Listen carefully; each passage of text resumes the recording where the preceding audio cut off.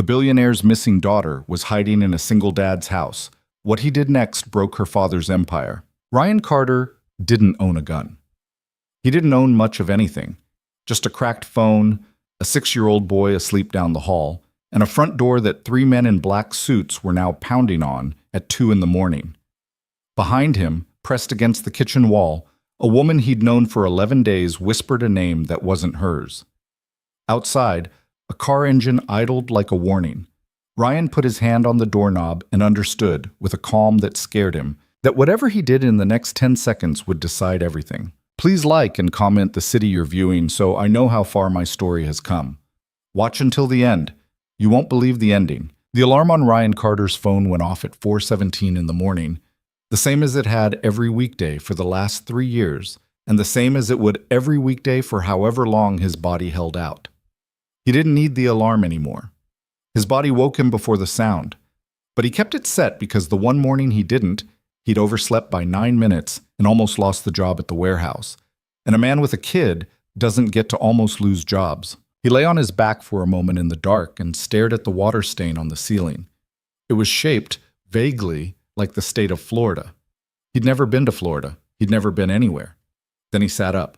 The apartment was a 2-bedroom on the ground floor of a tired brick building on Halverson Street, in a part of town nobody visited on purpose. The rent was $820 a month, which was more than it should have been, and less than anywhere else. The heating worked when it felt like working. The kitchen faucet leaked in a slow, steady way that Ryan had learned to ignore, because the landlord had stopped answering his calls in November. He moved through the place without turning on the lights. He knew every board that creaked. He knew where to step so he wouldn't wake the boy. In the bathroom, he looked at himself in the mirror for about 2 seconds and then looked away. 32 years old. Dark circles that didn't go away anymore, not even on the rare weekends he slept in. A cut along his jaw from shaving too fast on Tuesday. His hair was getting long, but a haircut was $18, and $18 was groceries. He splashed cold water on his face and got dressed in the clothes he'd laid out the night before. Gray t-shirt, jeans that were fraying at the right knee, a flannel over it because the warehouse was cold in the mornings until the forklifts got moving. Steel-toed boots, laced tight. At 4:40, he started the coffee. At 4:45, he opened Noah's door a crack. The boy was sprawled sideways across the bed with one leg hanging off and the blanket kicked to the floor.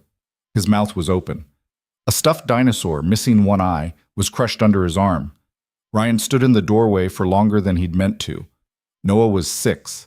Noah had his mother's eyes, which Ryan tried not to think about, and his own stubborn jaw, which he didn't mind thinking about at all. Noah was, in every way that mattered, the reason Ryan got up in the dark. He pulled the blanket back up. Noah didn't stir. In the kitchen, Ryan made 2 sandwiches. One for himself, peanut butter on cheap white bread. One for Noah, peanut butter and a thin layer of strawberry jam, crust cut off because Noah had declared war on crusts in kindergarten and never surrendered. He put Noah's in a blue lunchbox with a fading cartoon dinosaur on it, next to a juice box and an apple that was starting to turn. He wrote a note on a yellow sticky and pressed it to the top of the sandwich. "Have a good day, buddy. I love you. Dad." He wrote one every morning. He'd written more than 1,000 of them.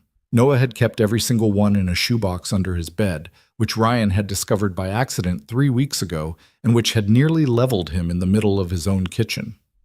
At 5:10, Ryan was out the door. The walk to the bus stop was 8 blocks. The city was still dark, and the streetlights buzzed overhead in that tired orange way streetlights do in neighborhoods nobody pays attention to. A stray cat watched him from under a parked car. Somewhere, a dog was barking, and somewhere else, a man was yelling at the dog, and then the yelling stopped and it was just the barking again. Ryan didn't look up at any of it. He walked the way he always walked, head down, hands in his jacket pockets, breathing steady. The warehouse was 22 miles out, past the freeway interchange, in an industrial park that smelled permanently of diesel and hot rubber.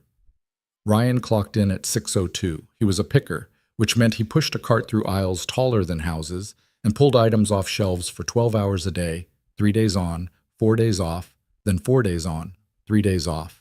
Some weeks the shifts were 12, some weeks they were 14. He didn't complain, because the guy who'd complained last month wasn't there anymore. His supervisor was a thick-shouldered man named Doug, who'd been a Marine and never quite stopped being one. Doug wasn't cruel exactly, just tired in a way that made him short with everyone. He tossed Ryan the scanner without looking up.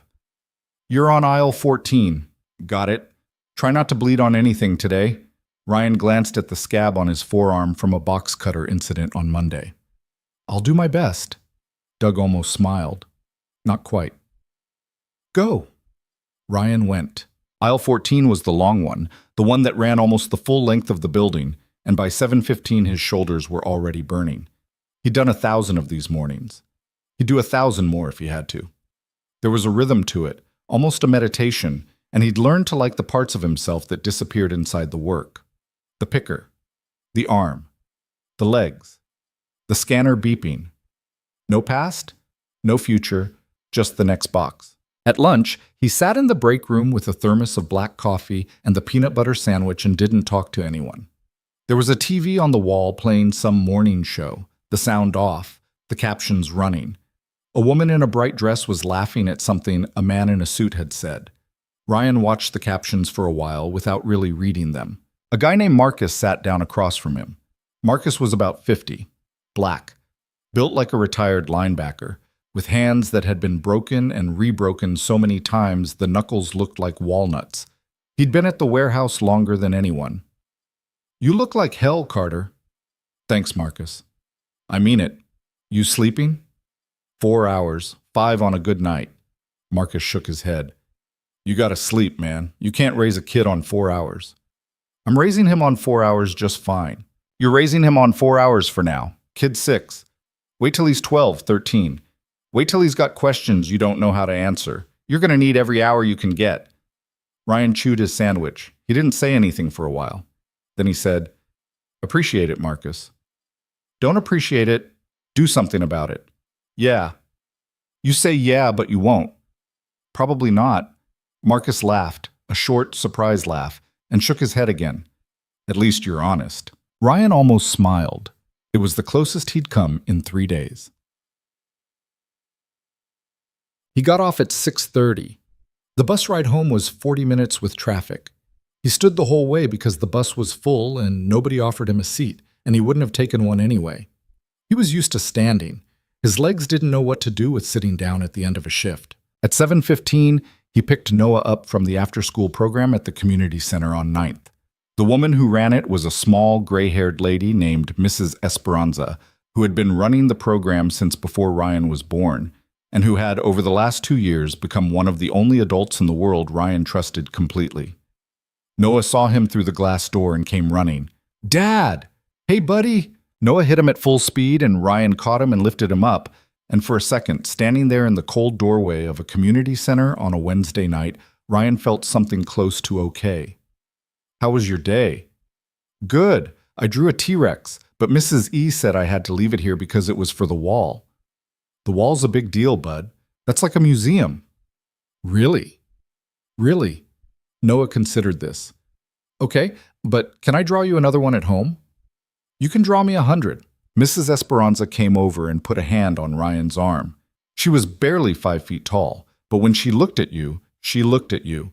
"He ate the apple today, Ryan." "Hey, that's a win." And he told Sophia that her shoes were cool. He's a ladies' man. Mrs. Esperanza smiled, but the smile didn't quite reach her eyes. "You look thin, mijo." "Are you eating?" "I'm eating." "Eating what?" "Food." "Mijo." "Mrs. E, I promise, I'm fine." She studied him for a long moment. Then she reached into a bag behind her desk and pulled out a Tupperware container and pressed it into his hands. "Take this. It's arroz con pollo. Don't argue. I can't. I said don't argue."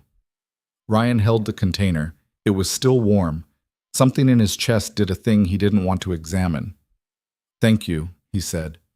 "Go home, Ryan. Sleep." "Yes, ma'am." Dinner was the Tupperware split between 2 plates because Noah loved Mrs. Esperanza's cooking more than he loved his own father some days, and Ryan couldn't blame him. They ate at the little fold-out table in the kitchen with the TV on low across the room, some cartoon Noah liked. Ryan wasn't watching it. He was watching Noah. "Dad?" "Yeah?" "Is Grandma coming for my birthday?" Ryan's hand stopped with the fork halfway to his mouth. Noah's birthday was in 3 weeks. Noah's grandmother, Ryan's mother, lived in Arizona and hadn't spoken to Ryan in 4 years, not since the funeral, not since the night at the reception when she'd told him that he had ruined her daughter's life and that the child was all that was left of anything good. She had said it in front of people. She had said it quietly, almost gently, like she was telling him the time. Ryan had not hated her for it. He had understood her. That was the hard part. "I don't think so, Bud." "Why not?" "She lives really far away." "But you could call her." "I know." "Are you gonna?" Ryan looked at his son. Noah's eyes were huge and serious in the kitchen light. He was holding his fork like a little adult. "I'll think about it," Ryan said. Noah nodded, satisfied, and went back to his chicken. Ryan didn't eat any more of his.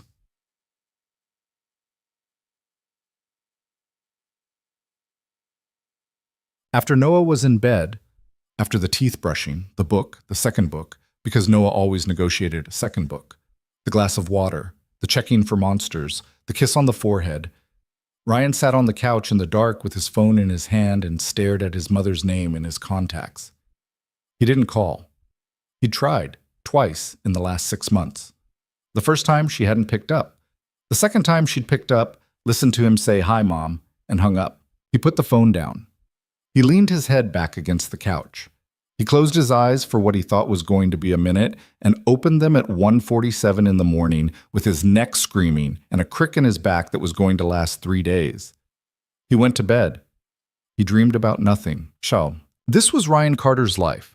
Not dramatic, not tragic in any way that would have made a movie.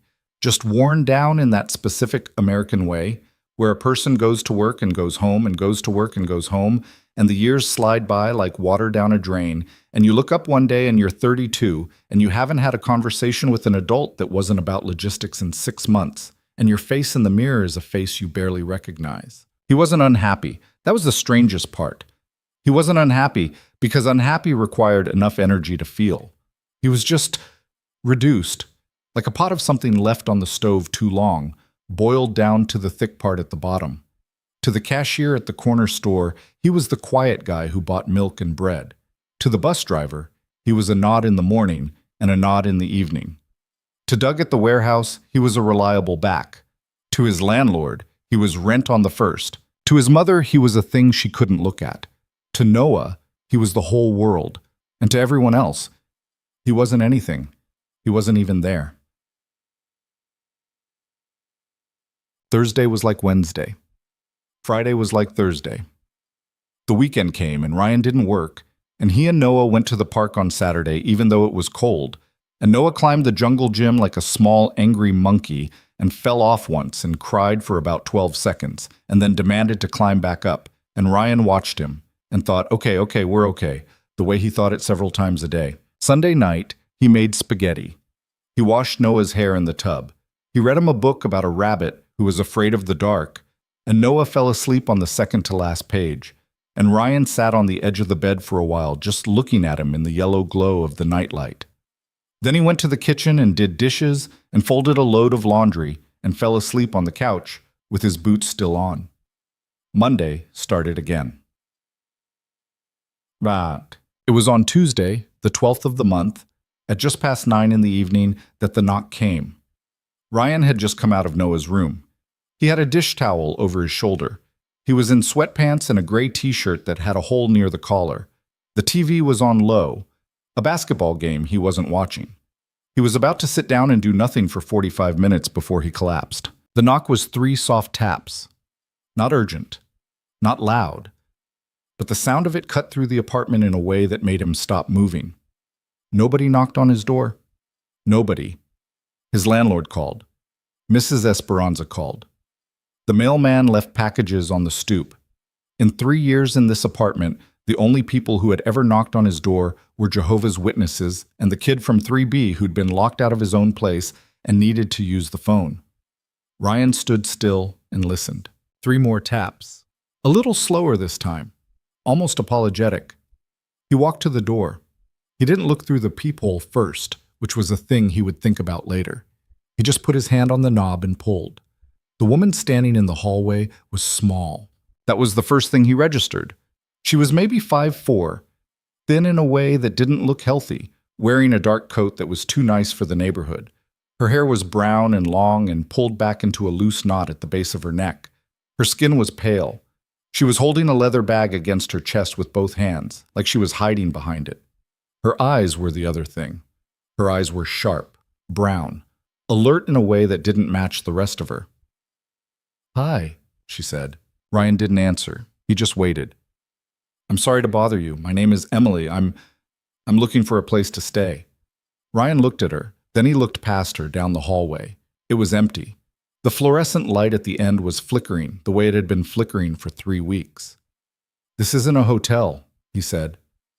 "I know. There's a place on 5th, 2 blocks. It's cheap."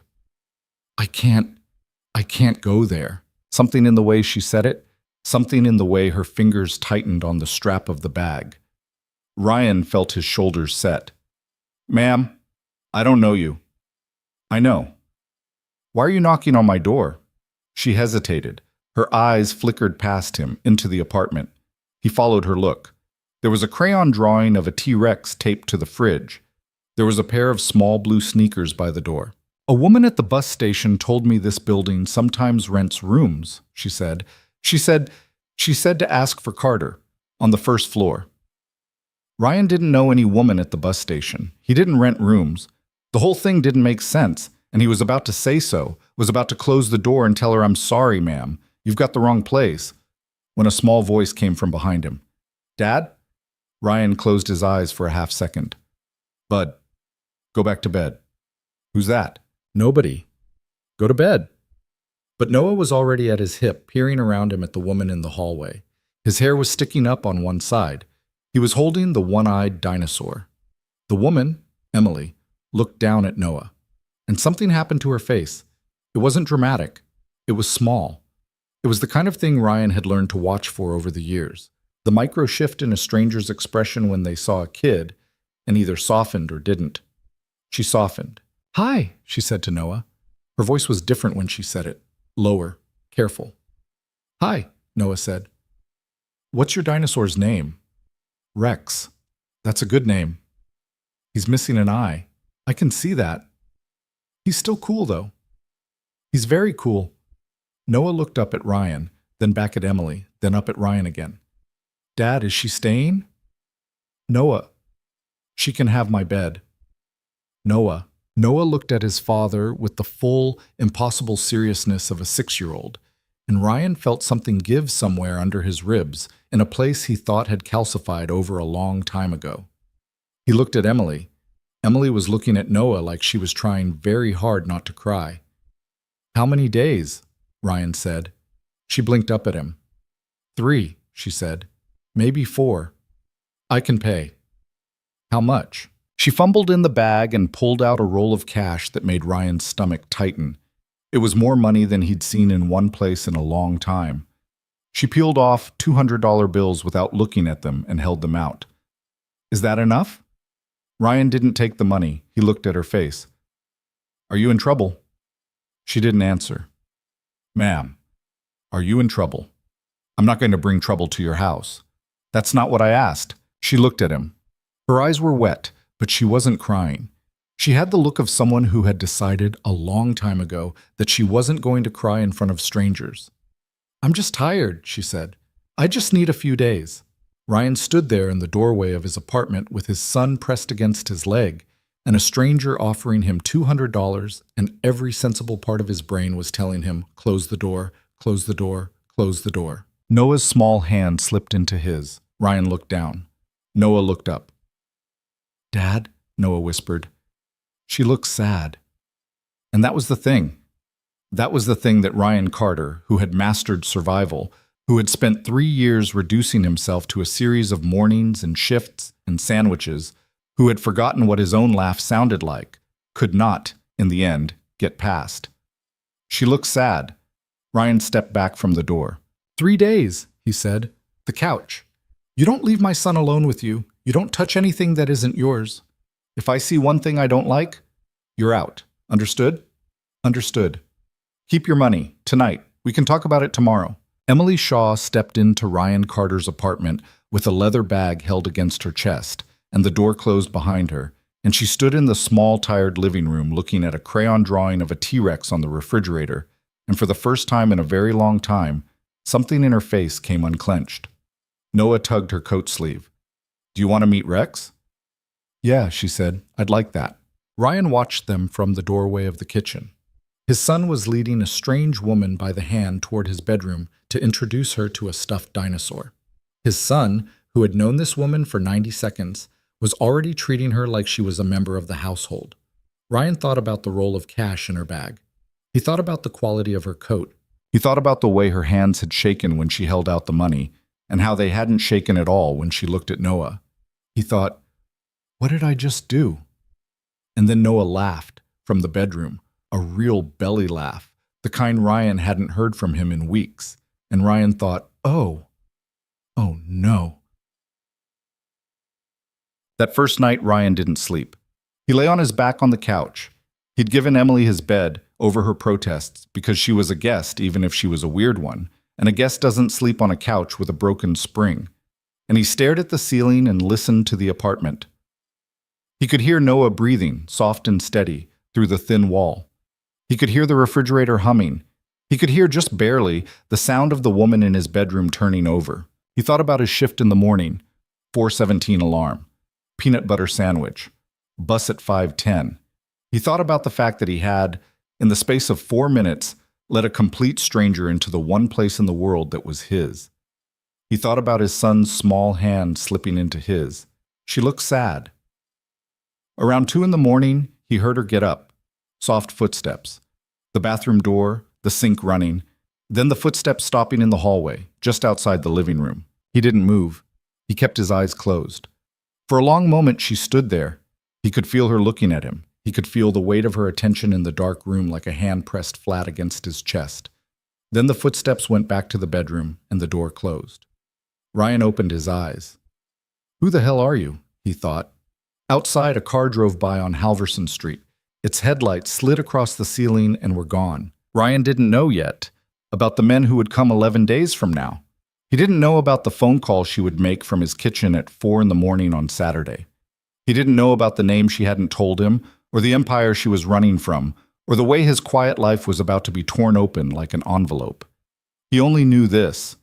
For the first time in 3 years, someone else was breathing in his apartment who wasn't his son. And for the first time in 3 years, Ryan Carter was afraid. Not of her, of what he might be about to feel. He closed his eyes and didn't sleep. And at 4:17, the alarm went off, and he got up and made 2 sandwiches.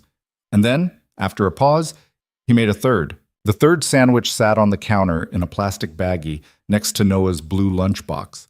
And Ryan looked at it for a long time before he left for the bus. He didn't know why he'd made it. That wasn't true. He knew why. He just didn't want to sit with the reason.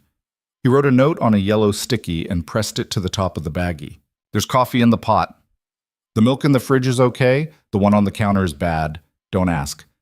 Noah gets picked up from Mrs. E's at 7:15 if I'm late. Don't open the door for anyone.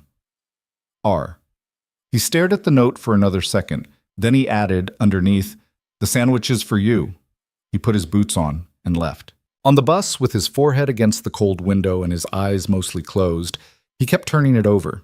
He had left a woman he didn't know in his apartment with his sleeping child. He had written her a note. He had made her a sandwich. He had signed it R, like they knew each other. He thought, "You are an idiot, Ryan Carter." He thought, "If something happens to him because of this, you will not survive it." He thought about turning around at the next stop and going home and telling her to get out. He didn't. By the time he got to the warehouse, he'd convinced himself he was being paranoid, which didn't make him feel better because he knew he wasn't being paranoid. He was just being tired. Tired and paranoid wasn't a contradiction. They lived in the same house most days. He clocked in. He grabbed the scanner. Doug looked him up and down. "You look worse than yesterday." "Thanks, Doug. You sleeping?" "No." "You want to go home?" "No." Doug grunted. "Aisle 9 today." Ryan went to aisle 9. He worked through the morning in a kind of fog. The boxes moved. The scanner beeped. His body did what it had been trained to do, and his brain ran underneath it on a separate track, chewing on the same 4 questions over and over. Who was she? Where had she come from? Why his door? And the fourth one, the one that wouldn't leave him alone. Why did I let her in? Because of Noah. That was the easy answer. That was the one he wanted to believe. But it wasn't the whole answer, and he knew it. And by the time lunch came, he was angry at himself in a low, steady way that didn't have anywhere to go. Marcus sat down across from him in the break room and looked at him. Nope. Nope what? Nope, whatever this is, nope. You look like a man who did something stupid. Ryan almost laughed. It came out as a breath through his nose. Maybe I did. Yeah, maybe. You want to tell me? No. Is it a woman? Ryan didn't answer. Marcus leaned back in his chair. Oh, brother. It's not like that. Uh-huh. It isn't. Carter, I have been married 31 years. I know two things in this life. I know forklifts, and I know when a man is lying to himself about a woman. You are lying to yourself about a woman. She's a stranger. Worse. She showed up at my door last night looking for a place to stay. Noah was there. Ryan shook his head. He wanted her to stay. Marcus was quiet for a long moment. Then he said, very carefully, Ryan, I know. Ryan, you cannot let a strange woman. I know, Marcus. Sleep in your house with your kid. I know. Marcus looked at him for a long time. Then he said, Is she still there? Probably. Probably? I don't know. I told her 3 days. 3 days. Yeah. Marcus let out a long breath. He rubbed his forehead with the heel of his hand. Then he said, Listen to me. When you get home tonight, you watch her. You watch her close. If anything feels wrong, anything, you grab that boy and you walk out of there. You hear me? I hear you. Don't be a hero, Carter. Heroes die. I'm not a hero. You letting a stranger sleep near your kid sure looks like somebody trying to be one. Ryan didn't have an answer for that. Marcus stood up, clapped him once on the shoulder, hard enough to leave a bruise, and walked away. Bob. He got home at 7:40. He'd picked up Noah at 7:15 from Mrs. Esperanza, who had looked at his face and said, Mijo, what's wrong? And Ryan had said nothing, and she had said liar, and given him another Tupperware container and told him to go home. On the walk back, Noah had held his hand and chattered about a kid named Theo who had eaten a crayon on a dare. Ryan had listened the way he always listened, with the top half of his attention, and the bottom half of him had been walking ahead to his own front door, imagining what he would find. What he found was this. The apartment was clean. Not deep clean, not clean in some unsettling way, but the counter had been wiped down. The dishes in the sink from the morning were washed and stacked in the drying rack, and the blanket he had left wadded on the couch was folded in a neat square on the armrest. The smell that hit him when he opened the door wasn't the stale smell of his apartment. It was food, real food, something with onions, something. Emily was at the stove. She was wearing one of his flannels, the blue one, the one he'd left hanging on the back of a chair, over her own clothes. Her hair was up. She was stirring something in a pan with a wooden spoon, and when she heard the door, she turned. Her face did the small thing again when she saw Noah, the unclench. Hi, she said. Hi, Noah said, and walked straight past his father into the kitchen. What are you making? Chicken and rice. Nothing fancy? I hope that's okay. I like chicken, Noah said. And I like rice, but not if they're touching. I like them separate. I can do that. 2 plates? 2 plates. Noah nodded with great seriousness and climbed up onto his chair at the fold-out table. Ryan stood in the doorway. He had not taken his coat off. Emily looked at him over Noah's head. She waited. Ryan closed the door behind him.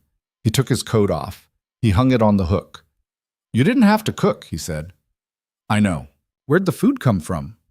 I walked to the store on 8th. You walked. I was careful. How much did you... I used my money. He didn't know what to say to that. He went to the sink and washed his hands. He washed them longer than he needed to. Behind him, Emily said quietly, I'm sorry. If I overstepped, I wanted to do something. It's fine. It's not fine because you're mad. I'm not mad. You're something. He turned around and dried his hands on the dish towel. She was looking at him with those sharp brown eyes again, and he had the uncomfortable feeling, for the second time in 2 days, that she was seeing more of him than he wanted to be seen. "I'm tired," he said. "That's what I am. That's all I am most days. Don't take it personal." "Okay. The sandwich?" "I ate it." "Good. Thank you." "You're welcome." They looked at each other across his kitchen, and something in the room settled, not all the way, but a little. Noah, at the table, said, "Are you two in a fight?" "No, buddy." "It sounds like a fight." "It's not a fight." "Okay." Emily turned back to the pan. Ryan sat down at the table across from his son and put his elbows on it and rubbed his eyes. "Long day?" Noah asked. "Long day, bud." "I drew another T-Rex." "Yeah? Do you want to see it?" "After dinner." "Okay." "Ma pichette." They ate. Emily put Noah's chicken on one side of his plate and his rice on the other, with a visible strip of bare plate between them, like a demilitarized zone, and Noah inspected it, approved it, and attacked it. Ryan watched him eat in a way he hadn't eaten in a while. With appetite, with enthusiasm, with his mouth open, talking about Theo and the crayon, and a girl named Sophia who had told him she liked his hair. Ryan ate slowly. The food was good. It was better than good. It was the kind of food somebody made who knew what they were doing, and the small part of his brain that had been filing away details since last night filed that one away too. She can cook. Not warehouse cook, not peanut butter sandwich cook, real cook. After dinner, Noah dragged Emily into his room to show her the T-Rex, and Ryan did the dishes and listened through the wall to his son explaining, in great detail, the difference between a T-Rex and a Giganotosaurus. Emily was asking good questions, not condescending questions, actual questions, like she wanted to know. Ryan scrubbed a pan that didn't need that much scrubbing. When Noah was in bed, at 9, late, because they had gotten into it with the dinosaur book, Ryan came out into the living room and found Emily sitting on the couch with her knees pulled up, hands wrapped around a mug of tea she had made for herself from a box Ryan hadn't known he owned. She looked up when he came in. "He's a really good kid." "Yeah. He's polite. When he feels like it. He's 6. "He's 6. She smiled. It was a small smile, careful, like she wasn't sure if she was allowed to use it in this room. Ryan sat down on the armchair across from the couch. He leaned forward with his elbows on his knees. He looked at her. "Okay," he said. "I think we need to talk." The smile went away. "Okay." "I don't want to do it with him awake." "Okay." "I don't want details I don't need. I don't want to be in your business. But I have a kid in this apartment, and you showed up at my door last night with a roll of hundreds and a coat that costs more than my rent, and I need something." Emily looked into her tea for a long moment. The mug was white with a chip on the rim. She ran her thumb along the chip. "My name is Emily," she said. "That part is true." "Last name?" She hesitated. "I'm not going to give that to you, not tonight, I'm sorry." "Are you in trouble with the law?" "No." "You sure?" "I'm sure." "Drugs?" "No." "A man?" She didn't answer right away. Then she said, "It's complicated. It's not a boyfriend. It's not what you're thinking, but there are people who'd like to find me, and I don't want to be found." "For how long?" "I don't know. That's not going to work for me." "I know." 3 days, I said. "I know. After 3 days, you need to go somewhere that isn't here. I'm not running I don't know what I'm saying. I'm not running a hideout, Emily. I'm running a house with one kid in it, and the kid thinks you hung the moon already, which is its own problem." She looked up. "He does?" Don't smile about that. That's not a good thing for you to smile about." "Sorry. I'm serious. He's 6.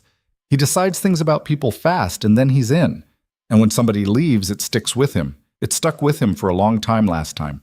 So when you go, and you are going, Emily, in 3 days, you go clean. You don't promise to come back. You don't give him a phone number. You don't tell him you're his friend forever. You say goodbye and you go. Understood?" Her eyes were wet. "Understood." "Okay." "Ryan." "Yeah." "Can I ask you something?" "You can ask." "Who was last time?" Ryan leaned back in the chair. He closed his eyes for a second. Then he opened them. His mother. Oh, she died 3 years ago. Noah was 3. He doesn't remember her, not really. He has pictures. He calls her Mama in the frame. Ryan. Don't. It's been a long time. We're okay. I'm sorry. It's been a long time, he said again, and he wasn't sure who he was telling. Emily held her tea and didn't say anything, and that, more than anything she could have said, made Ryan relax a little in the chair. The next day was Wednesday. Ryan worked. Emily stayed at the apartment. He didn't ask her what she did with her day. She didn't tell him. When he came home, the apartment was clean again, and there was a stew on the stove, and Noah was drawing at the kitchen table while Emily sat across from him reading a paperback book she'd gotten somewhere. Thursday was the same. Friday. Ryan started, without meaning to look forward to coming home. He noticed himself doing it on the bus Friday evening and made himself stop, and he couldn't stop. Noah was lit up from the inside. Ryan watched him talk at dinner and talk during bath time and talk while Emily read to him, and he realized, with a quiet kind of horror, that his son had been lonely. Not unhappy, not neglected, but lonely. In that specific way a child is lonely when his whole world is one exhausted adult who loves him but has nothing left over to play with. And Emily played. She played Go Fish, which Noah was bad at. She played a game Noah invented on the spot involving the stuffed dinosaur and a sock puppet, which was also a game Noah was bad at because he kept changing the rules. She colored with him. She asked him about his day in a way that was not a performance. She was, Ryan realized on Friday night, standing in the hallway watching her help Noah brush his teeth, a natural with kids. Not sentimental about it, not cooing, just steady, present. He stood there and he thought, who the hell raised you? And then he thought, don't ask. Saturday morning, Ryan was off. He got up late, which for him meant 6:30, and came out into the kitchen in sweatpants and a t-shirt to find Emily already at the table with a mug of coffee and his son eating cereal next to her. The TV was on low, cartoons. Noah had his feet tucked up under him. He was wearing the pajamas with the planets on them. Morning, Emily said. Morning? Coffee's fresh? Thanks. He poured a cup. He sat down at the table. He sat down in the third chair, the one nobody had sat in for 3 years, because the other 2 were taken. He didn't think about the fact that he had sat down in the third chair until an hour later, and when he did, he had to go into the bathroom and close the door and put his hands on the sink for a while. He came out and Emily was on the floor with Noah, building something out of Legos that Ryan had bought secondhand at a yard sale 2 summers ago. They were having an argument about whether the thing they were building was a spaceship or a submarine. Noah was insisting it was both. Emily was saying that was structurally impossible. Noah was saying, nuh-uh. Ryan stood in the kitchen and watched them through the doorway, and a thought came to him that he couldn't outrun. I want this. It came to him clean, without sentiment, without music. I want this. And right behind it, and I can't have it, because she was leaving, tomorrow. That was the deal. 3 days, and they were on day, he counted, 4. He'd let it slide. He'd told himself he'd tell her tonight, this afternoon, after lunch, after the Legos, after. He put his coffee cup down. Emily? She looked up. Can I talk to you? Her face changed. She knew. Yeah. He tilted his head toward the bedroom. She stood up. She ruffled Noah's hair and said, You keep building. Don't you dare change the rules while I'm gone. I'm not going to change the rules. Uh-huh. She followed Ryan down the hall. He closed the bedroom door behind them. He didn't sit down. She didn't either. They stood facing each other in the small room, with the unmade bed between them and the gray morning light coming through the one window. It's Saturday, Ryan said. I know. It's been 4 days. I know. You said 3. I know. Emily, I'll go. I'm not saying you have to go today. You are, though. I'm saying we need to talk about it. We just did. She was looking at him with her chin up. She was holding her hands at her sides, clenched. Ryan rubbed the back of his neck. He sat down on the edge of the bed. Sit down, he said. I don't want to sit down. Sit down, Emily. She sat down, on the other side of the bed, as far from him as she could get without sitting on the floor. I don't know what to do with you, he said. You don't have to do anything with me. That's not what I mean. Then what do you mean? I mean, he stopped. He started again. I mean, my kid is in the other room building a Lego submarine spaceship with the woman who showed up at my door 5 days ago, and when you go, he is going to be wrecked. He's going to cry for a week. He's going to ask me every day for a month when you're coming back, and I don't have an answer that doesn't make it worse. That's what I mean. Emily was looking at her hands. I don't want to wreck him. I know you don't. I didn't mean for it to be... I know. I'll go today. Emily, stop. She stopped. Ryan put his hands over his face. He pressed the heels of his palms into his eye sockets. I need to know what I'm doing, he said from behind his hands. Who's coming, when they're coming, what they want, whether they're going to show up at my door with my kid inside. I need to know, Emily. I'm asking one time. She didn't answer. He dropped his hands. He looked at her. She was crying, not loud, not theatrical, just leaking. Sitting there on the edge of his bed with her hands in her lap and tears going down her face, and her shoulders very, very still. Please, Ryan said. Softer. My father, she said. Your father. My father is a very powerful man. Okay. He has people. He's had people my whole life. I've had a driver since I was 7. I've had a security detail. I've never been alone. I've never walked into a grocery store by myself. I've never ridden a bus. I rode a bus, Ryan, 4 days ago. It was the first bus I've ever been on in my life. I was 31 years old on my first bus. Emily. I'm supposed to be getting married in 6 weeks. Ryan didn't move. To who? To the son of another man my father does business with. A merger. That's what it is. They call it a merger. I've known him since I was 19. He's not cruel. He's not anybody. He's a suit. He's a suit my father picked. Your father knows you ran. My father has known for 96 hours. They've been looking. They've got people. Private. Very good. They don't involve police. They don't make the news. They just find me. Why my door, Emily? I told you. A woman at the bus station. I don't buy that. She looked at him. I don't buy that, Ryan said again. Why my door, this building, this apartment? Don't lie to me. Her mouth opened. It closed. She looked at her hands. I saw you, she said. What? 2 weeks ago, I saw you. I was at a charity event. It was at a hotel downtown. 100 people, black tie, the whole thing. I went outside for air. I stood on the sidewalk for 10 minutes. You walked past me. You were carrying your son. He was asleep on your shoulder. You'd been at the community center, I think. You had a paper bag from a pharmacy under your arm. You were crossing the street. I watched you go 3 blocks. I watched you until you turned the corner. Ryan stared at her. Emily, I don't know why. I watched you. And when I decided to run, and I decided 4 days ago, Ryan, 4 days, I didn't plan this. I was at the bus station and I thought, I need somewhere nobody would look. I need somewhere nobody would ever think to look. And I thought about you.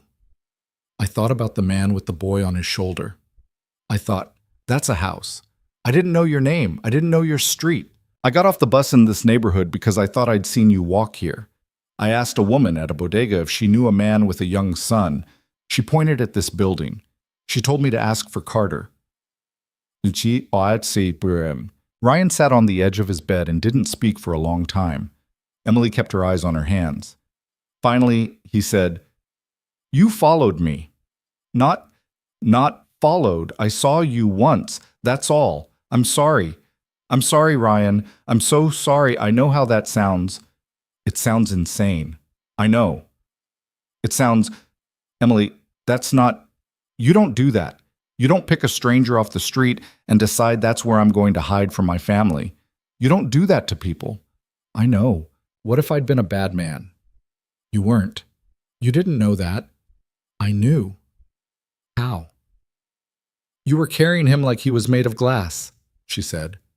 Her voice cracked on the last word. You were carrying him like he was made of glass, and you were the only one in the world who knew it.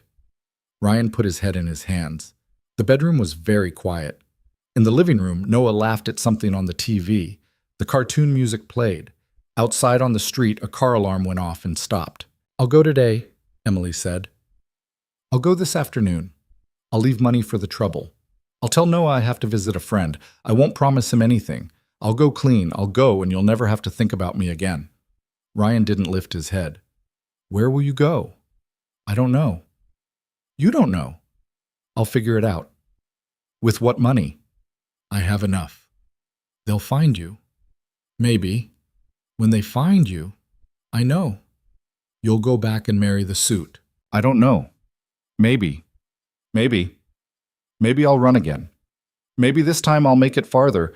I don't have this figured out, Ryan. I have 4 days of figuring out. That's all I've got. I'm sorry. I'm sorry I brought this to your door. I'm sorry I picked you.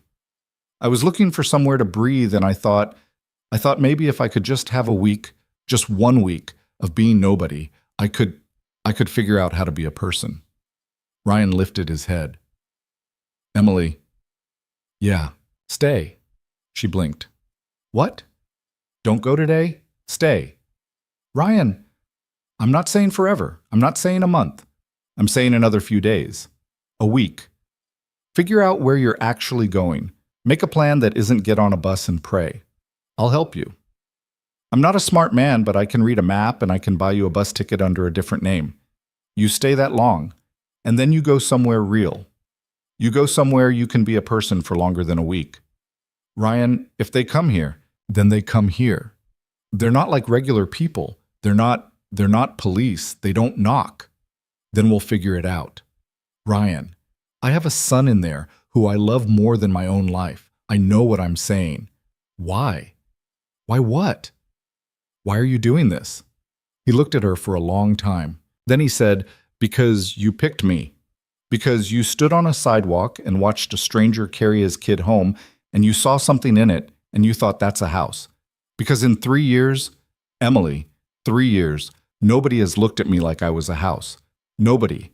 Not one person. Not at the grocery store, not on the bus, not at work, not anywhere. I've been a ghost.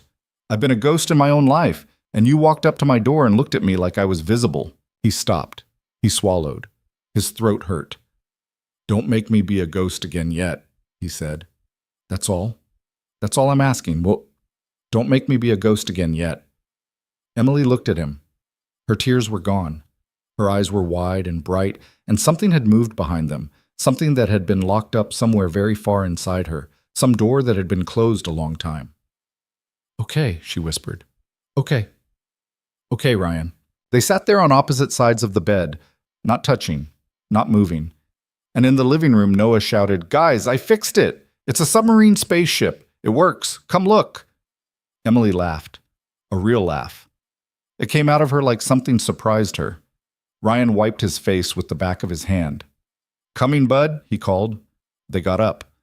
They went to look at the submarine spaceship. The next 6 days were the strangest days of Ryan Carter's life. He went to work. Came home. He ate dinners at a table with 3 people. Emily slept in his bed, and he slept on the couch, and neither of them mentioned it, and neither of them changed it. Noah, meanwhile, had decided, with the total commitment of a 6-year-old, that Emily was a permanent feature of the apartment. He started reserving a chair for her at breakfast.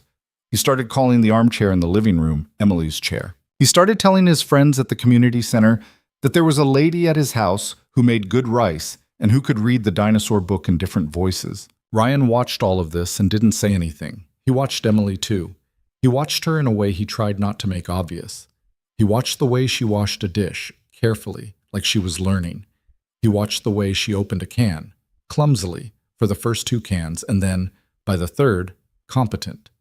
He watched her pay for something at the bodega down the street with cash she had counted 3 times before leaving the house. She had never been alone. She had said that, and he hadn't entirely believed her.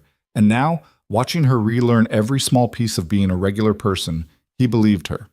On the Thursday, A full week, and a day after she had first knocked on his door, he came home from work to find her sitting on the floor of the living room with her back against the couch, crying. Noah wasn't home yet. It was only 6. Ryan had gotten off early because Doug had sent him home for falling asleep standing up. "Hey," he said, dropping his bag by the door. "Hey, what happened?" She shook her head.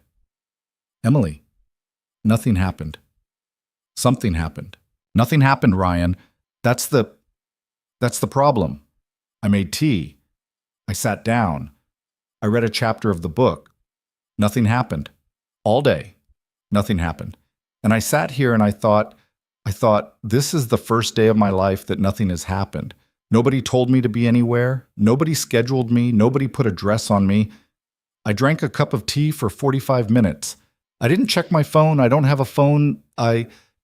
She broke off. She put her face in her hands. Ryan stood there with his coat still on. "I don't know how to be this," she said, muffled. "I don't know how to be a person who drinks tea. I don't know how to be a person who doesn't have a schedule. I'm 31 years old and I don't know how to be." He walked across the room.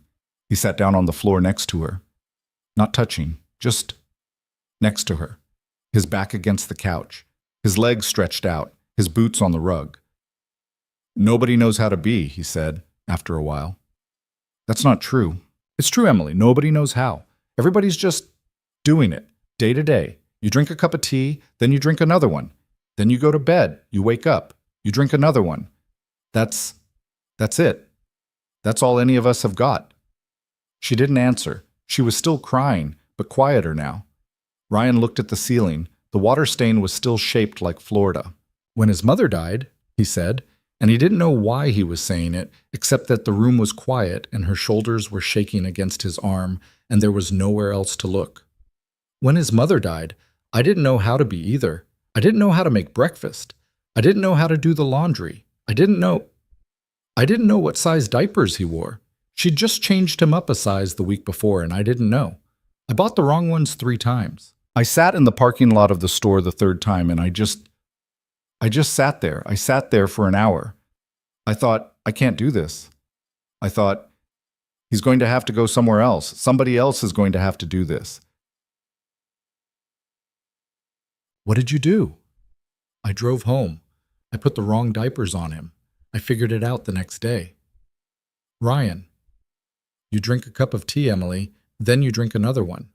She leaned her head against his shoulder. He didn't move. He didn't say anything. He just let her and watched the water stain and tried not to think about what his heart was doing, which was the stupidest thing his heart had done in a long time. Down. That night, after Noah was in bed, Emily came out into the living room and stood in the doorway in the flannel shirt, his flannel shirt, and a pair of leggings with her hair down. "Ryan." "Yeah." "I need to tell you my last name." He turned. He looked at her.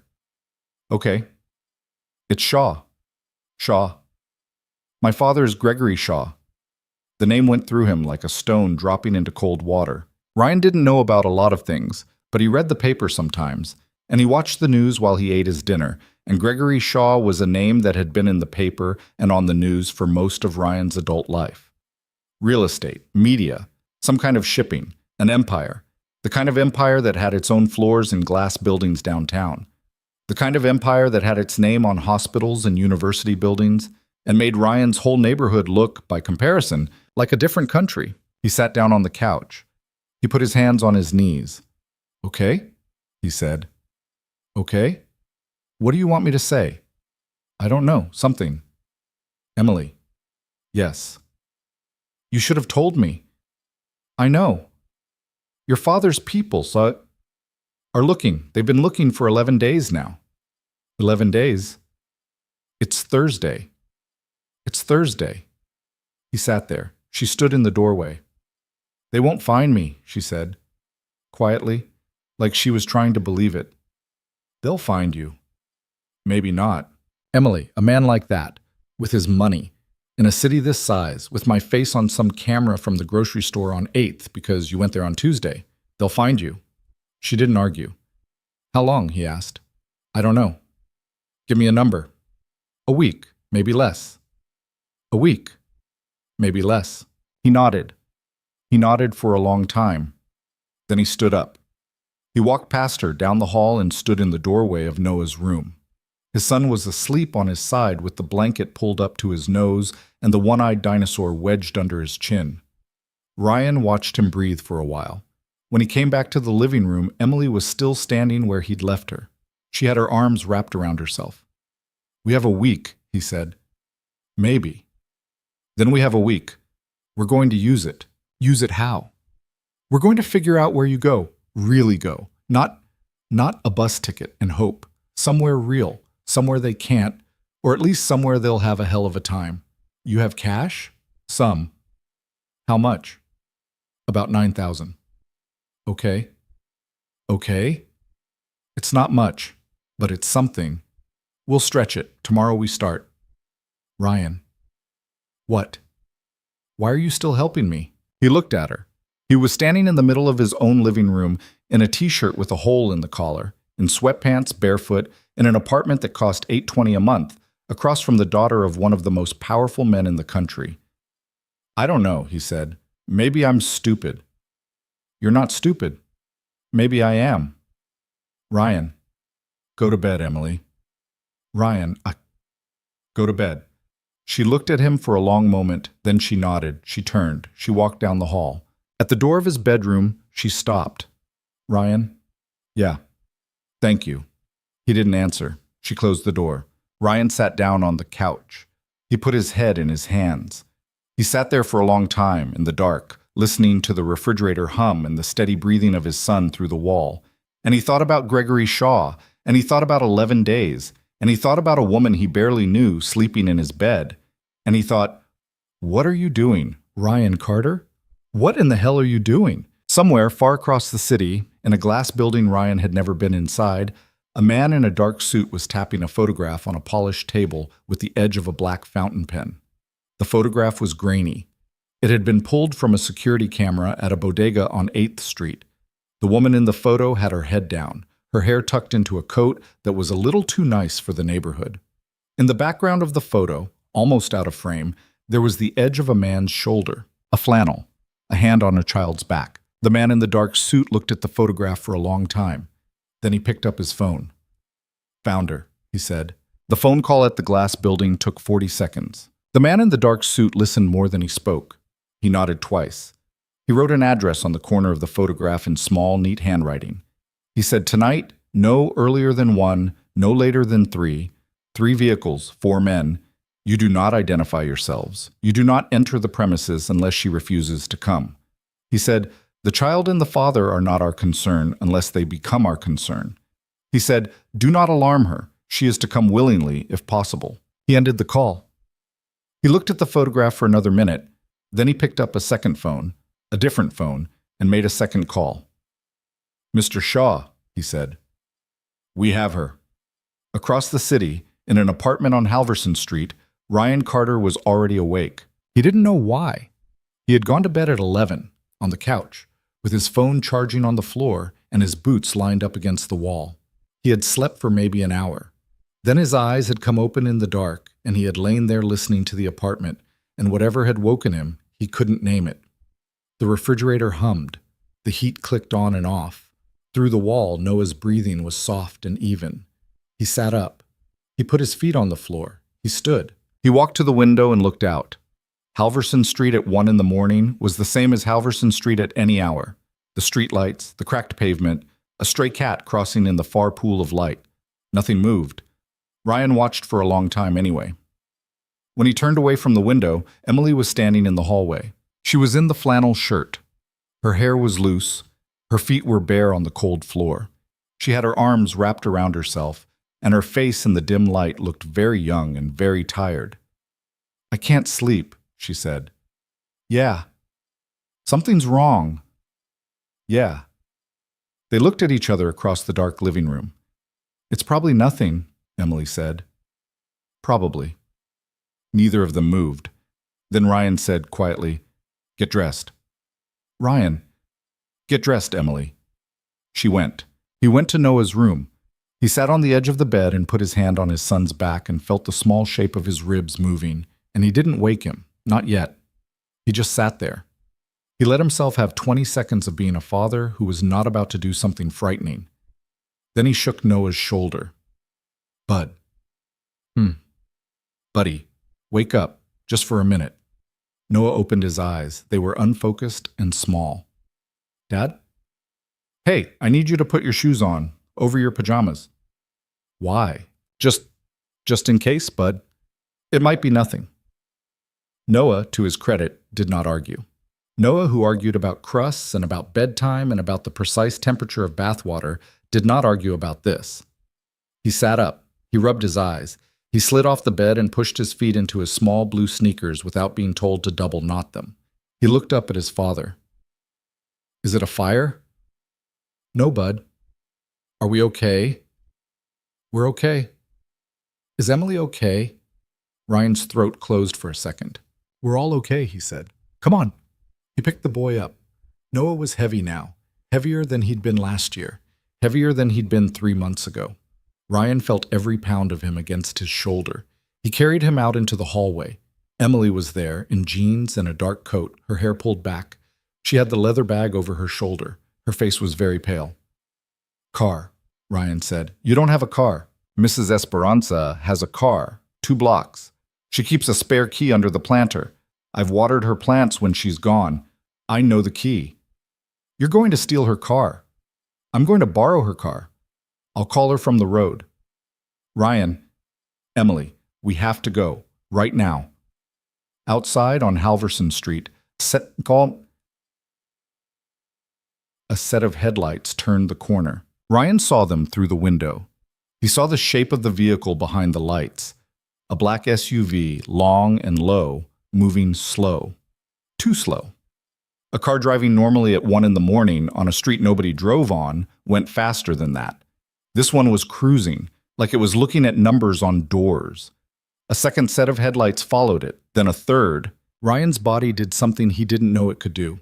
It went cold all at once, from his scalp to his feet, a wave of cold that was not fear exactly. It was the opposite of fear. It was the thing that happens to a parent's body when fear has nowhere left to go, when it has to turn into something useful or the parent dies. Back door, he said. You have a back door? Service stairs. They go out to the alley. Emily, move. She moved. He shifted Noah to his other hip. Noah, awake now, awake in the way kids are awake when adults are afraid, didn't say anything. He just held on. His small fingers knotted in the collar of Ryan's t-shirt. They went down the hall. Ryan grabbed his coat off the hook without stopping. He grabbed his wallet off the counter. He did not grab his keys because his keys were useless, because he had no car. At the kitchen door, the back door, the one that opened onto the service landing and the iron stairs, Ryan stopped. He looked at Emily. If I say run, you run. You don't look for me. You don't wait. You take him and you go. You hear me? Ryan, you hear me. Yes. Mrs. Esperanza, 9th Street, the yellow house with the blue door, planter on the porch, key taped underneath. Her name is Rosa. Say my name, she'll help you. Ryan, please. Say it back. Rosa. Yellow house, blue door, 9th Street. Ryan, please. I'm not. He opened the door. The service stairs were cold. The iron was cold. The wind in the alley was cold. Ryan went first down the stairs, Noah on his hip, Emily behind him. Their steps rang on the metal in a way that felt loud enough to be heard from the next block. He counted each one. 8 steps. Landing, 8 steps. Landing, 8 steps. Concrete. They hit the alley and Ryan turned left, away from the street, toward the narrow cut between the building and the chain-link fence that led to the parking lot behind the laundromat. He'd used that cut maybe 4 times in 3 years. He'd used it enough to know it came out on Halverson, a block east of his door. Behind him, Emily's breathing was ragged. In front of him, Noah was silent. At the end of the cut, Ryan stopped. He pressed his back against the brick. He held up one hand to Emily without turning around. He listened. On Halverson, an engine idled. He heard the soft, heavy sound of a car door. He heard another one. He heard a voice, low, not shouting, giving some kind of instruction. He heard 3 words clearly. First floor, Carter. Ryan's stomach did a thing it hadn't done since the night the hospital called him. He turned his head a fraction. He could see through the chain-link fence the shape of one of the SUVs parked at the curb in front of his building. 2 men standing by the passenger door. Another one on the steps, looking at the buzzers. Not police. He knew it before he could explain how. The way they stood. The way they didn't have vests. The way they didn't have a warrant in anyone's hand. The way the one on the steps wasn't buzzing anything. He was just looking at the names, like he already knew. Ryan leaned back against the brick. Emily looked up at him. Her eyes were huge. He shook his head, once, very slightly. Not yet. They waited. In his arms, Noah whispered, so quietly Ryan almost didn't hear it. Dad. Shh. Dad, I'm scared. I know, buddy. I know you are. Just for a minute, okay? Just for a minute, and then we're going to go get in Mrs. E's car, and we're going to go have an adventure. An adventure? Yeah. Like camping? Yeah, like camping. Okay. Noah pressed his face into Ryan's shoulder. At the curb, the man on the steps straightened up. He had apparently found the name. Ryan watched him turn and say something to the other two, and one of them, broad short hair, dark jacket, moved toward the building's front door. The lock on that door had been broken since before Ryan had moved in. You just pulled it. The man pulled it. He went inside. Now, Ryan breathed. He pushed off the wall. He moved, fast as he could with a kid on his hip, down the sidewalk, away from the SUVs, keeping low against the line of parked cars. Emily followed. Her breath was a high, tight sound behind him. They made it to the end of the block. They made it across 8th. They made it halfway down 9th before Ryan's legs started to shake. Not from running, but from the adrenaline wearing thin and finding nothing underneath. Mrs. Esperanza's house was on the left side of the street. Small, yellow, blue door. A porch light on. She always left it on. She had told him once that a dark porch was an invitation. There was a planter with a dead geranium in it. Ryan knelt down, still holding Noah, and fumbled under the planter with his free hand. Tape. Key. He pulled it off. He took the steps 2 at a time. He knocked, then rang the bell, then knocked again. A light came on upstairs. "Mijo," came Mrs. Esperanza's voice through the door, sleep thick and alarmed. "Mijo, is that you?" "It's me." "Rosa, open the door." She opened it. She was in a pink robe. Her gray hair was in a long braid over one shoulder. She looked at him, then at Noah, then at Emily, and her face did not do any of the things Ryan had been afraid it would do. It did not ask questions. It did not hesitate. She said, "Inside. All of you. Now." They came inside. She closed the door. She locked it. She turned the deadbolt. She pulled the chain. Then she turned to Ryan. "Who are we running from?" Ryan almost laughed. It came out as a shaky breath. It's complicated, Rosa. I'm sorry. I'm so sorry for this." "Don't be sorry. Tell me who." Emily stepped forward. Her hands were trembling at her sides. She opened her mouth, closed it, opened it again. "My family," she said. "My father. He sent people." Mrs. Esperanza looked at her. She looked at her for a long moment, up and down, in the pink robe and the yellow hallway light. Then she said, "Are you a good person?" Emily blinked. I'm trying to be." "That's the only answer there is," Mrs. Esperanza said. "Everyone else is lying." She turned to Ryan. "My keys are on the hook. Take the car. Don't tell me where you're going. Don't call me from it. Drive for 3 hours. Stop somewhere I can't guess. Tomorrow you call me from a payphone. There's one at the truck stop on Route 6, the one with the blue sign. I've seen it. Call me from there at noon." "Rosa, I can't." "Mijo, I raised 4 boys in this house. I know how to be quiet when I have to be. Go." "Thank you." "Go." He went to the hook. He took the keys. At the door he stopped. "If they come here, they won't find you here.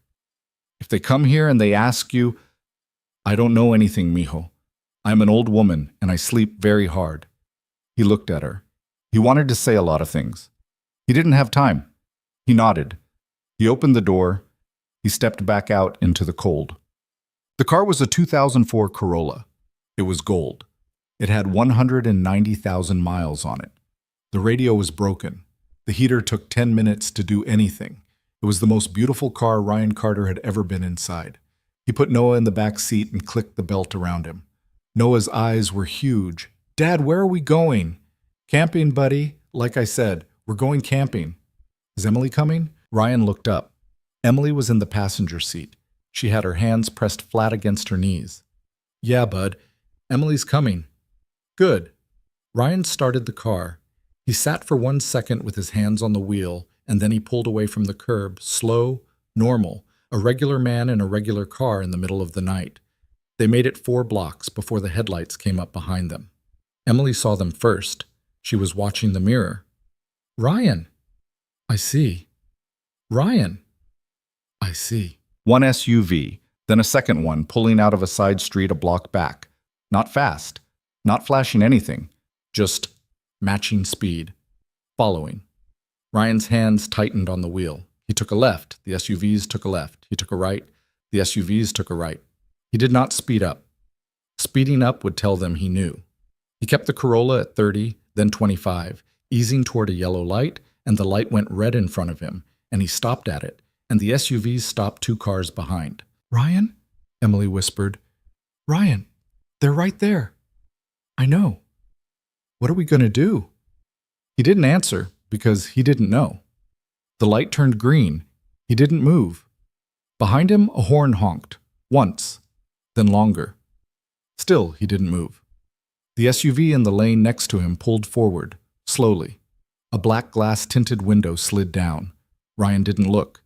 He stared straight ahead at the red brake lights of the car in front of him that had now gone through the light and was 50 yards away. A voice came from the SUV, calm, polished, older. "Mr. Carter." Ryan's hands went white on the wheel. "Mr. Carter, there's no reason for this to be difficult. We know where you are. We know your son is in the car. We are not the police. We do not want anything from you. We want Miss Shaw. Please ask her to step out of the vehicle." Emily had stopped breathing. Ryan, very slowly, turned his head. The man in the passenger seat of the SUV was maybe 60. He had neat silver hair and a neatly knotted tie. His hands were folded in his lap. He looked for all the world like a banker on his way to a dinner meeting. "Step out of my car, sir," the man said pleasantly, "and no one has a bad night." From the back seat, Noah said in a small, tight voice, "Dad?" Ryan looked at Noah in the rear view. He looked at Emily. He looked at the man in the SUV. Then he rolled down his window, all the way, and he leaned his elbow on the door, and he looked the man in the eye. "My son," he said, "is 6 years old. He is in the back of this car in pajamas. He just watched 3 black SUVs pull up to his home at 1 in the morning. You're going to tell me that's a conversation that was going to end well for anybody. You're going to tell me your employer wanted it done like this. You're going to tell me that." The man blinked. It was the first human thing about him. "Mr. Carter, I'm not finished. She's a grown woman. You understand that? She's 31 years old. She's not a package. She's not a stock. You can't send men in cars at 1 in the morning to pick her up off a street like she's lost property. Whatever your boss thinks he's doing, he's not doing that. He's scaring a child, my child, in his pajamas. Mr. Carter, you are not. You want her? You ask her. You ask her in the daytime. You ask her like she's a person. And if she says no, and she will say no, because I've watched her for 11 days, and I know no when I hear it, you leave her alone. Your boss leaves her alone. All of you. You drive away from this car, and you tell him exactly what I just said." The man in the SUV was quiet for a long moment. Then he said very softly, "Mr. Carter, you're making a mistake." "Maybe. You do not know who you are speaking to." "I know exactly who I'm speaking to. I'm speaking to a man who takes a check to drive other men's daughters home." The silver-haired man's face did something then, just for a second. A tightening around the mouth, a thing that might have been, in another life, a very different man looking out from behind the tie. Then it was gone. "Step out of the vehicle, Miss Shaw," he said, not looking away from Ryan. And Emily, beside him, said in a voice that did not shake, "No." The man turned his head finally. He looked across Ryan at her.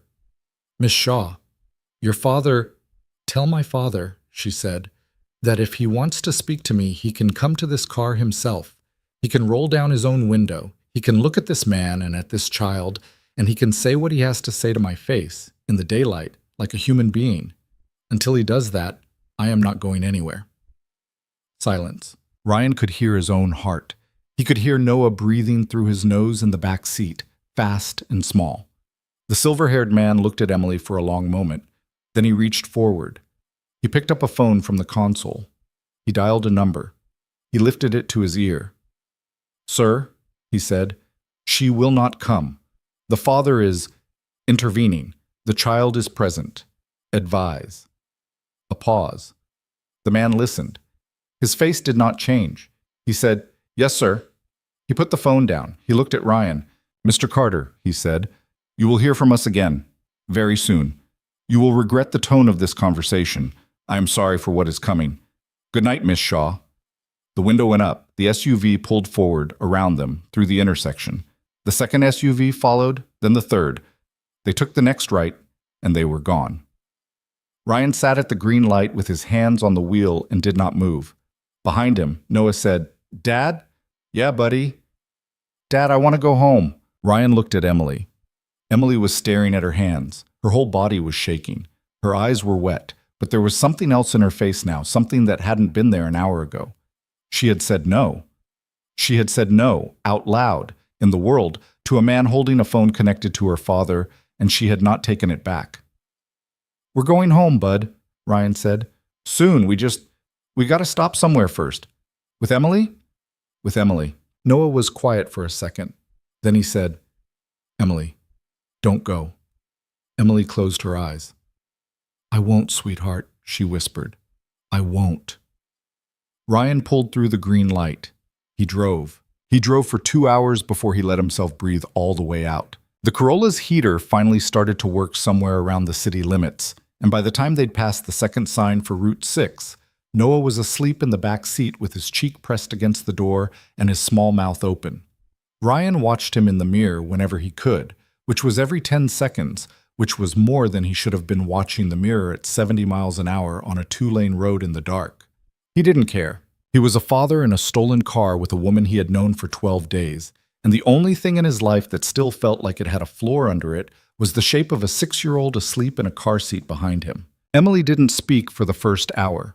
She watched the road. She watched the side mirror. Every set of headlights that came up behind them, she tensed, and Ryan tensed too.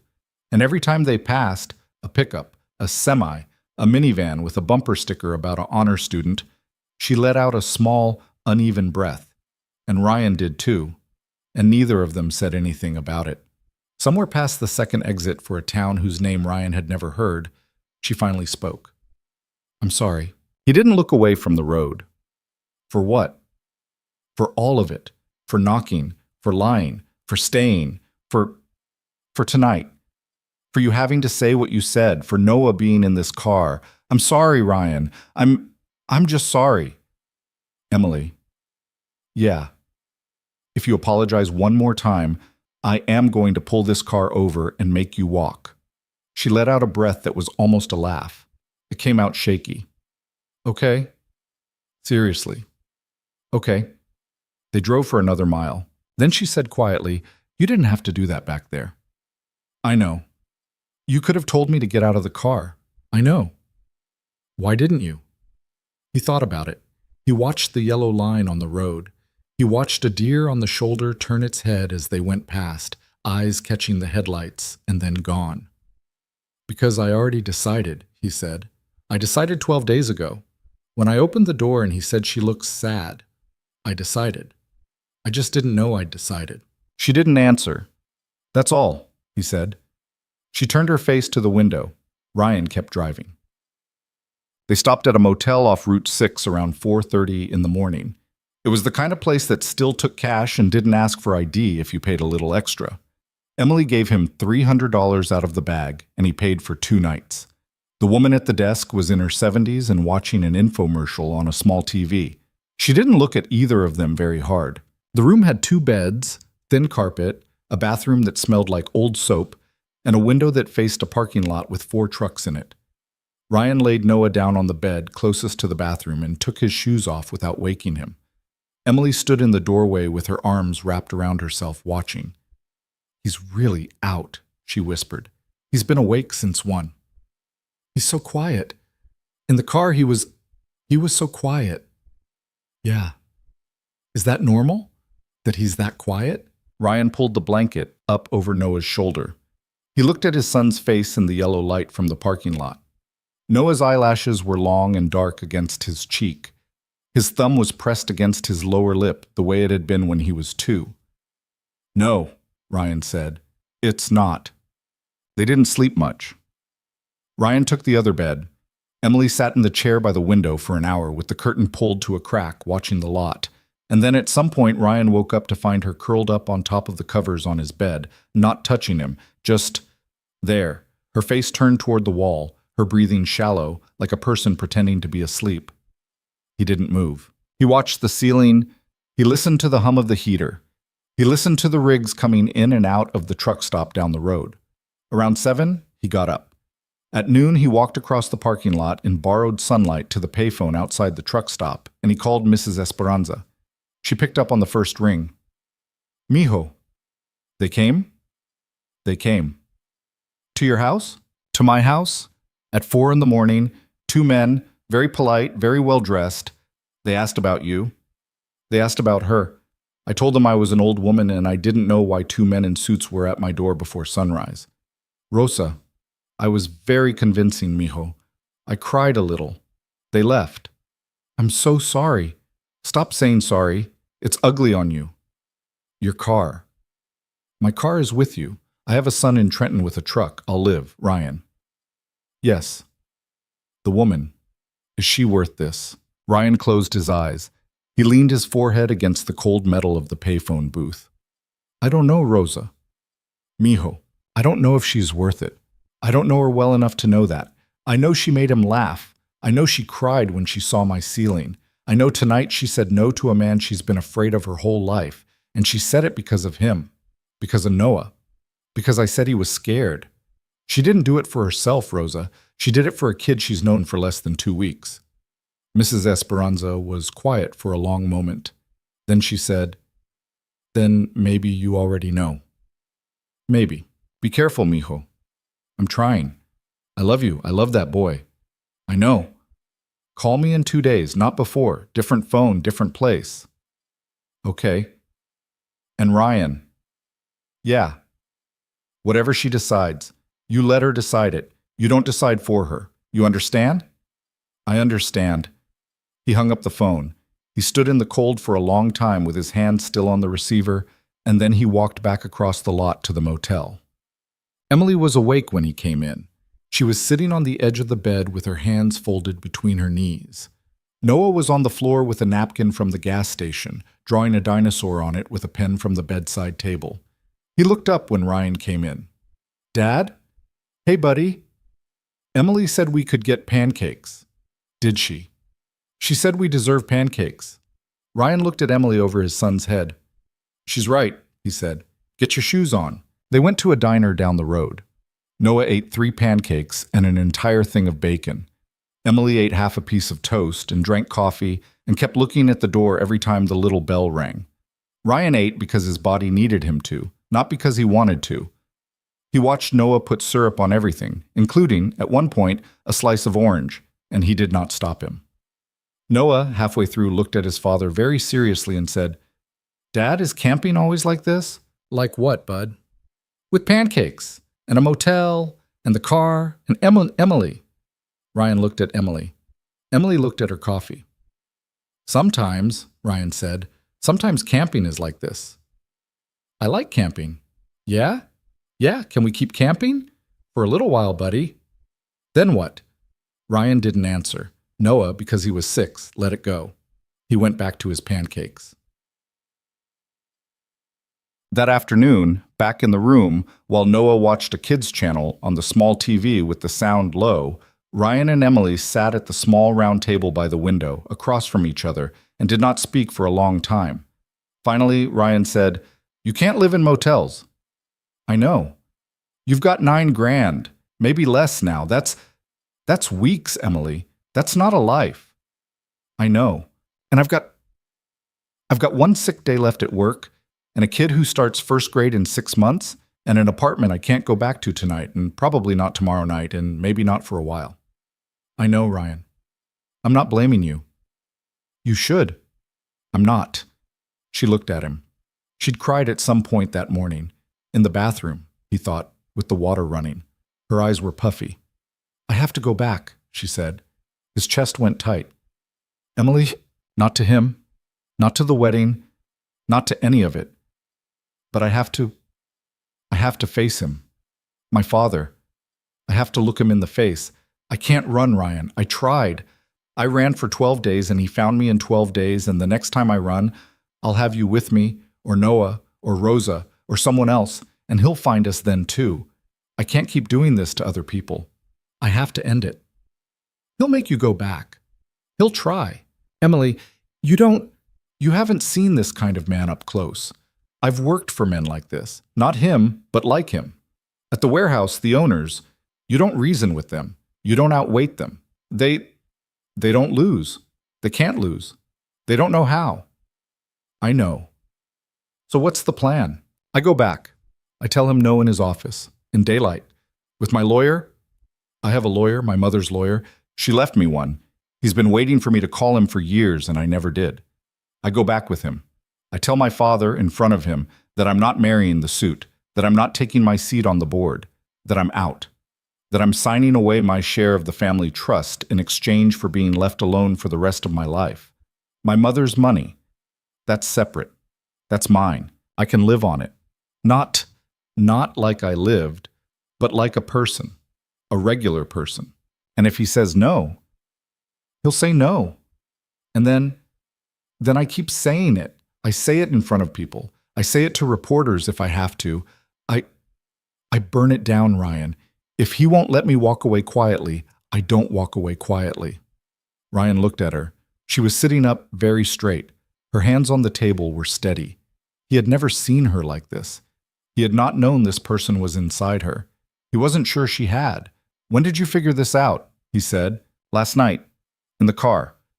When he said, step out of the vehicle, Miss Shaw, I heard his voice and I thought, I've been hearing this voice my whole life. I've been hearing men say my name like that my whole life. And I thought, if I say yes now, I'll hear it for the rest of my life. And I looked at Noah. And I thought, that boy is in pajamas in the back of a car because a man I don't know sent other men in cars to pick me up. And I said yes to that. I said yes, in a way, every time I didn't say no. I have spent 31 years saying yes without opening my mouth. She stopped. She looked at her hands. Last night I opened my mouth, she said. I can't close it again. Ryan didn't know what to say. He reached across the table. He put his hand flat on the wood, palm up, halfway between them. He didn't say anything. He just left it there. After a long moment, she put her hand on top of his. Her hand was cold. His was warm. Neither of them looked at their hands. They looked at each other. Don't come with me, she said. Emily. Don't come, Ryan. You can't come. He knows your face now. He knows Noah's. If you come into that building with me, he'll find ways. He'll have ways. Your landlord, your job, Noah's school. He'll touch everything. If I go in alone with my lawyer, I'm one problem he can make go away with paperwork. If you come, I'm a problem that comes with a family. He'll tear that family apart to get back at me. I know him, Ryan. I know exactly what he'll do. Then don't go. I have to. We'll disappear. You can't disappear. You have a son. You have a warehouse job. You have Mrs. Esperanza and a community center and a life, Ryan. You have a life. You can't disappear, and I won't let you try. Emily, let me go in alone. Let me do this the one right way, and then... She stopped. He waited. And then, she said, quieter, if I come back. If there's a me that comes back from that building, I'd like to come back here. To you. To him. If you'd still have me. Ryan's throat did a thing. If there's a you that comes back, he said, there's a place for you. I might not come back. I know. He might make it so I can't come back. Legally. Financially. He might He might do worse than that. I don't know what he'll do. I know. I'm scared, Ryan. I know you are. She pulled her hand back from his. She pressed both of her hands against her face. I don't want to go, she whispered. I know you don't. I've been here 12 days and I don't want to leave this motel room. I don't want to leave this table. I don't want to leave him. She took her hands off her face. Her eyes were red. I've been a person, Ryan, for 12 days, for the first time. I've been a person in a kitchen. I've been a person with a kid on my lap and a dinosaur with one eye. I've been a person who drinks a cup of tea for 45 minutes, and now I have to go be that other thing again, just long enough to tell it no. And I don't know if I'm strong enough to be that other thing and still remember that this person is the real one.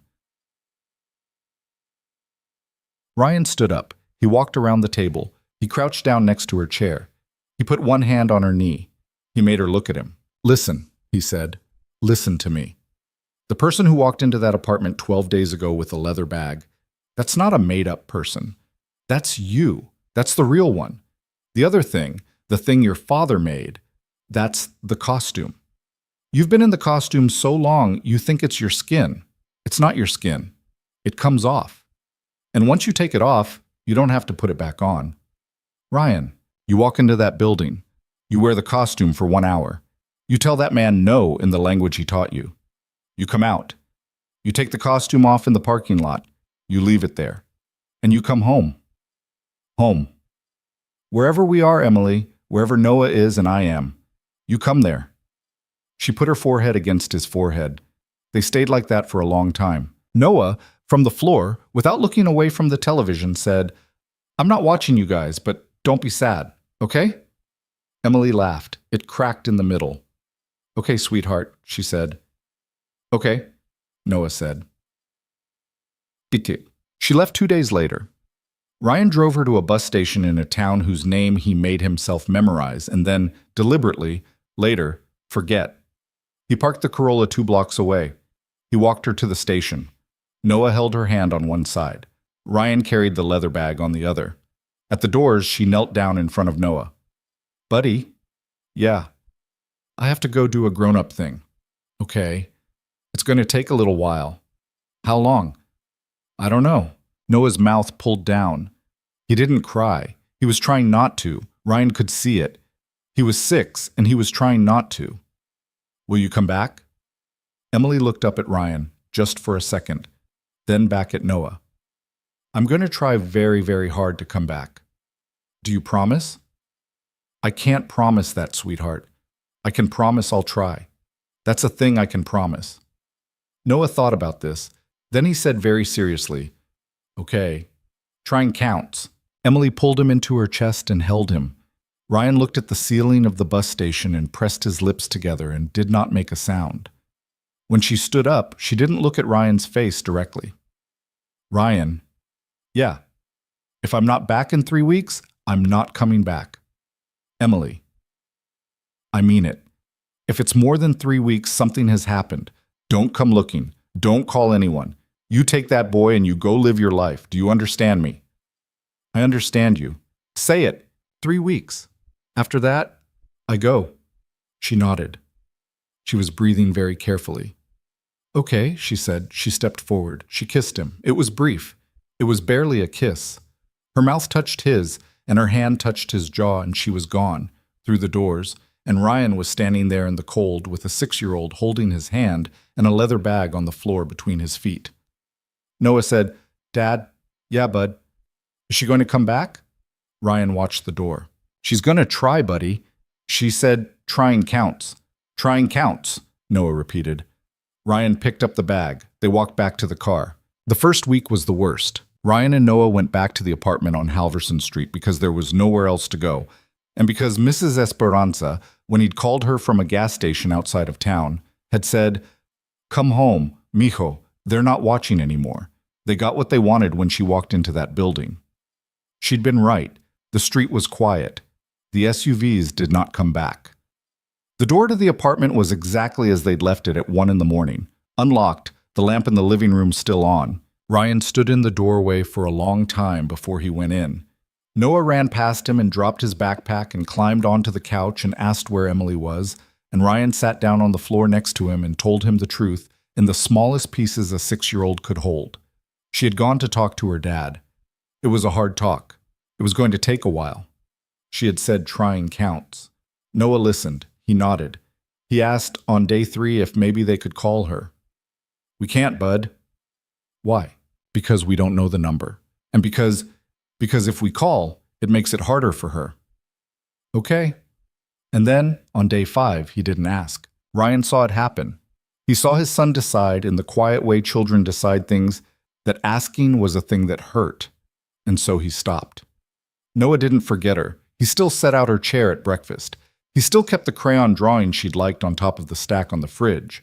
But he stopped saying her name out loud because saying it out loud made his father's face do something he didn't want to be responsible for. Ryan went back to work. Doug didn't ask where he'd been. Doug just said aisle 7 and handed him the scanner. Marcus, at lunch on his first day back, looked at him across the break room table and said, "She's gone, isn't she?" "Yeah." "Clean?" "Clean." "You okay?" "No." "You will be." "Maybe." "You will. Not today, but you will." Ryan didn't answer. He finished his sandwich. The first week dragged. The second week dragged worse. He counted days without meaning to. He counted them at 4:17 when the alarm went off, and at 10 at night when he lay on the couch staring at the ceiling.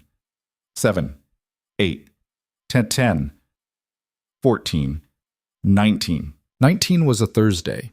Ryan came home from work and made mac and cheese from a box, and Noah ate it in front of cartoons and fell asleep with a noodle still on his chin. Ryan carried him to bed and sat on the edge of the mattress and looked at him for a long time and thought 2 days. If she doesn't come in 2 days, she's not coming. He didn't let himself think about what came after 2 days. Day 20, he worked a double. Day 21 was a Saturday. He and Noah went to the park in the afternoon because it was warm for the first time in weeks. Unseasonable, the kind of day that fools trees into budding too early. Noah climbed the jungle gym. Ryan sat on the bench and watched him and felt the sun on his face, and he was 32 years old, and he was alone on a bench, and he thought, this is the life. This is the one you have. And he was okay with it. That surprised him. He had not expected to be okay with it. But sitting there watching his son hang upside down from a bar, he understood that Emily had done something for him even if she never came back. She had walked up to a ghost and called him a house. And once someone has done that, you can't fully be a ghost again. You can be tired. You can be sad. But you can't be invisible because you have already been seen. The seeing doesn't go away when the person does. They walked home at 5. The sun was low and orange on the buildings. When they turned the corner onto Halverson, Ryan saw her. She was sitting on the front steps of the building. She had a small duffel bag next to her.